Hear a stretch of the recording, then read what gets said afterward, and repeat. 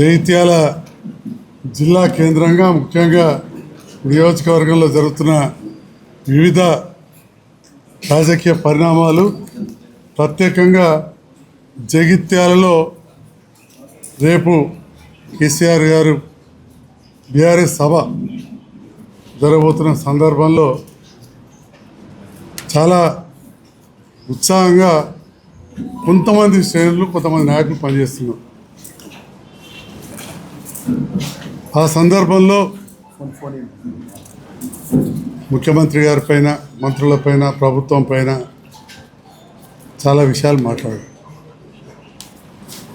అయితే ఇదే ముఖ్యమంత్రి గారి పైన గతంలో మాజీ ముఖ్యమంత్రి కేసీఆర్ గారి పైన, కేటీఆర్ గారి పైన, మంత్రుల పైన, ఈ వేదిక పైన ఉన్న వివిధ నాయకుల పైన ఎక్కువ మాట్లాడింది జీవన్ రెడ్డి గారు.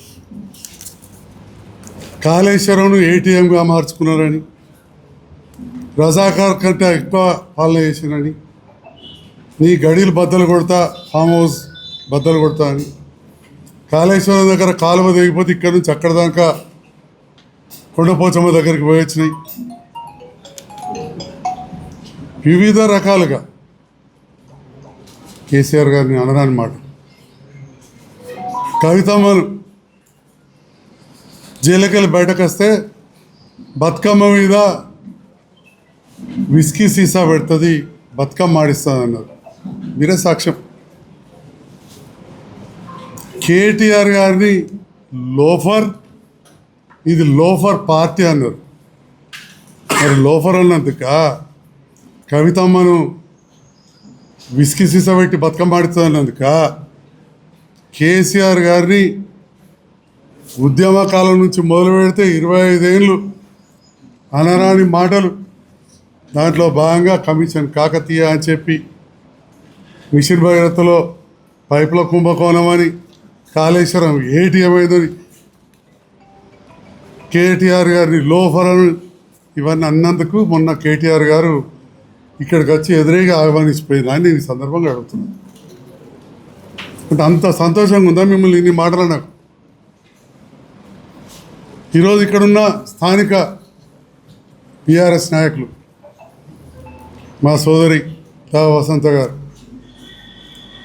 వారి తండ్రి గారు కూడా కొంత చురుకుగానే ఉండదు, యాక్టివ్గా. వారి మీద 2011లో రౌడీ షీట్ ఓపెన్ అయిందండి కాంగ్రెస్ ప్రభుత్వం ఉన్నప్పుడు. అది 2021లో నేను లెటర్ పెట్టి తీసేయించిన, ఎందుకంటే బయట మాట్లాడలేదు. జడ్పీ చైర్మన్ సోదరి వసంత గారు తండ్రి మీద, నా లై శెట్టి నారాయణ మీద, వాళ్ళ ఊర్లో ఒక అభివృద్ధి కార్యక్రమం చేస్తూ స్కూల్లో చేస్తే చెట్లు కొడితే విజిలెన్స్ ఎంక్వైరీ పెట్టించారు జీవన్ రెడ్డి గారు. ఇప్పుడు వాళ్ళిద్దరు దగ్గరైనరు, చెట్టపట్టలు తిరుగుతున్నారు, గొప్పోడు అంటున్నారు. ఆలోచించుకోవాలి జగిత్యాల ప్రజలు. ఆనాడు విజిలెన్స్ ఎంక్వైరీ అప్పుడు నాకు మంచి సోదర సమానుడు సురేష్. ఈరోజు కూడా వసంత గారు చాలా చోట్ల మాట జారుతుంది, కానీ తమ్ముడు ఎక్కడ మాట జారినట్టు ఎక్కడా కూడా మా యూత్ కానీ ఎవరు చెప్పలే. తెలియదా సురేష్ నా దగ్గరకు వచ్చింది, మేము మాట్లాడింది ఎస్పీతో ఈ తప్పుడు కేసు అని చెప్పి. వారి తండ్రిది వయసు అయిపోయింది, ఇంకా రౌడీ షీట్ అయింది, తీసేయమని చెప్పి నేను మాట్లాడింది వాళ్ళకి తెలియదా? ఇంకా రాజకీయాలలో విమర్శించుకుంటాం, వ్యక్తిగతంగా దగ్గర వాళ్ళని. అసలు రమణానంద జీవన్ రెడ్డి గారు ఎన్ని మాటలు అన్నారండి? 90 గెలిచినప్పుడు కూడా రకరకాలుగా అన్నారు. దానబాలం అని, లిక్కర్ దందా అని. తెలియదా? ఇక్కడ లేరా జీవన్ రెడ్డి గారు ఆన్సర్లు? బ్యాంక్ అకౌంట్లో ట్రాన్స్ఫర్ అయింది, దీని మీద విచారణ అని.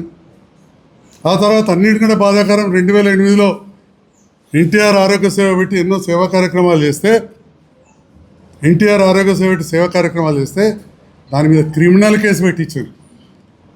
రమణ గారి కుటుంబ సభ్యుల మీద, మిత్రుల మీద క్రిమినల్ కేసు పెడితే పోలీస్ స్టేషన్లకు పోవాల్సి వచ్చింది, ఎంక్వైరీ ఎదుర్కోవాల్సి వచ్చింది. ఇక్కడ నుంచి ప్రణబ్ ముఖర్జీ గారికి కూడా లెటర్ పెట్టించారు ఫ్రాడ్ అయిందని చెప్పి. తెలియదా రమణ గారికి ఈ విషయం?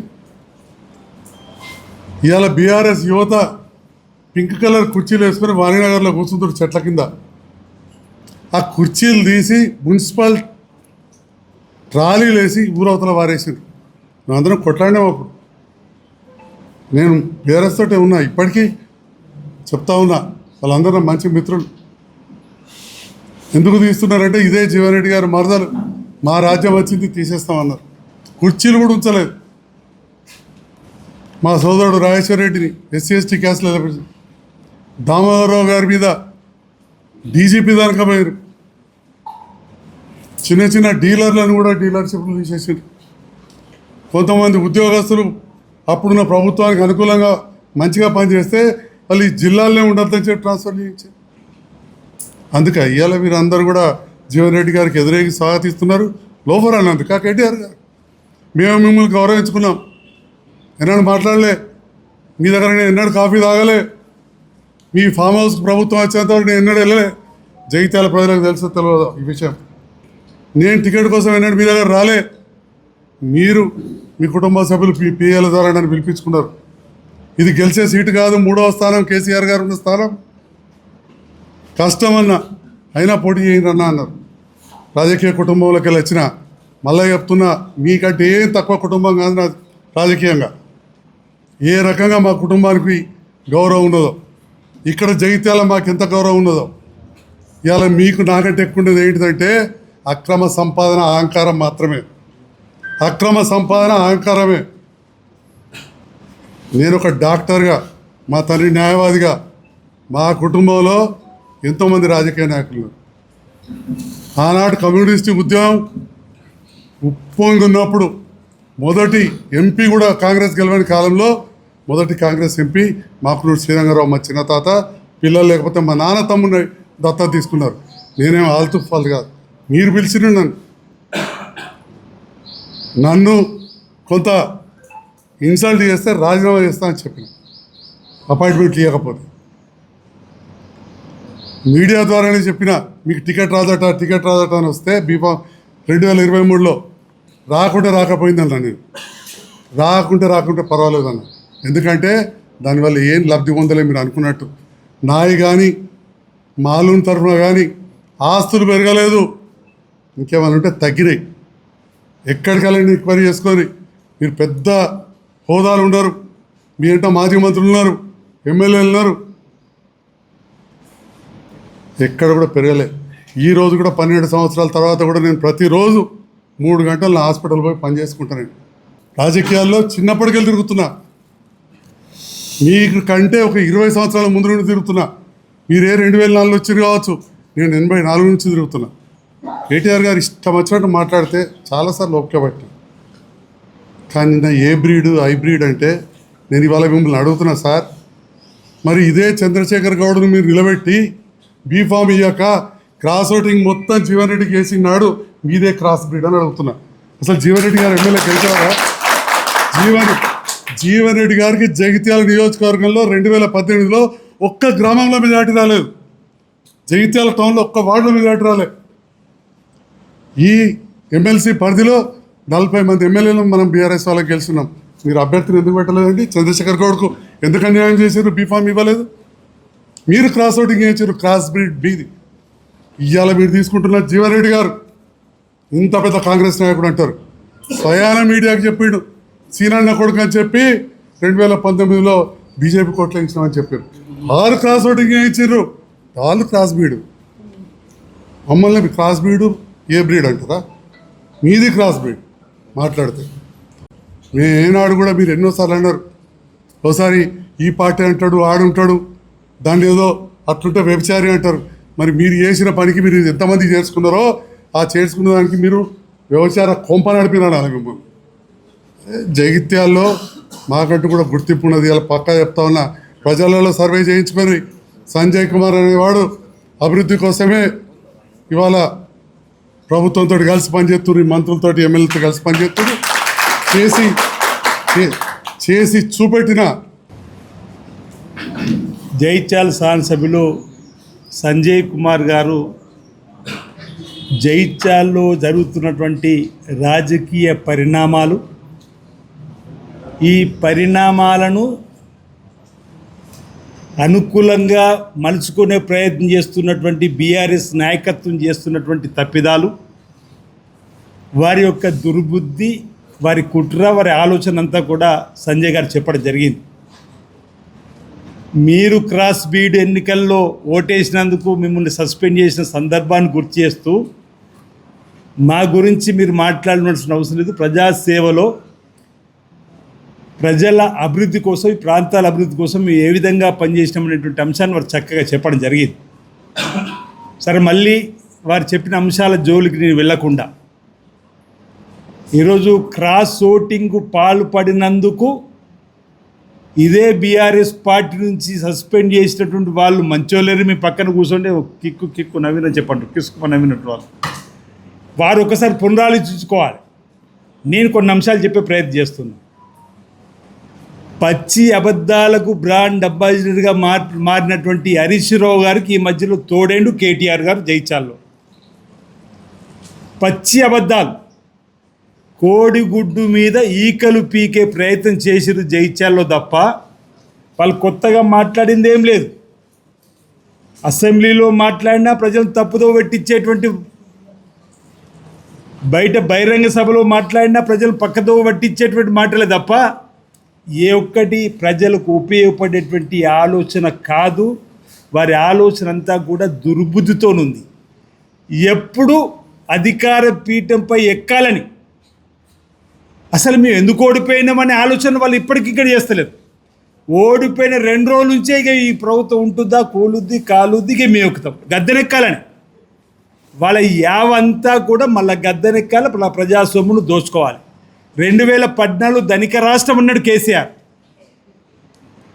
16,000 కోట్ల నిల్వధనము, 75,000 కోట్ల అప్పు. నిజమే, ఆ రోజు ధనిక రాష్ట్రమే. కానీ 10 ఏళ్ళు మీ చేతికి ఇస్తే అప్పులకుప్ప రాష్ట్రంగా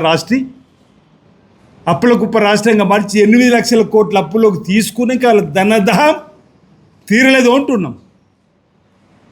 అందుకే నేను అంటున్నా, కోడిగుడ్డు మీద ఈకలు పీకే విధంగా ఏవో కొత్తగా నినాదం, ఎవరో పోవాలి ఎవరో రావాలని ప్రజలు కోరుకుంటున్నారు. ఎవరు కోరుకుంటలేరు. రేవంత్ రెడ్డి గారు రావాలి, ఇందిరమ్మ రాజ్యం రావాలి, కాంగ్రెస్ ప్రభుత్వం రావాలని చెప్పిన ప్రజలు కోరుకుంటేనే కదా 2 ఏళ్లలో 3 మాసాల కింద ప్రజల గుద్దిన గుద్దుకు మీరు ఫామ్ హౌస్కే పరిమితమయ్యారు అంటున్నారు.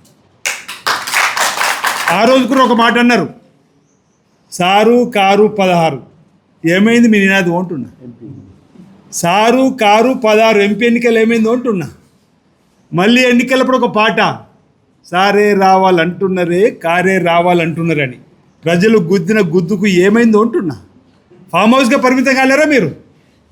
ఆ తర్వాత జరిగిన పార్లమెంట్ ఎన్నికల్లో గుండు 0.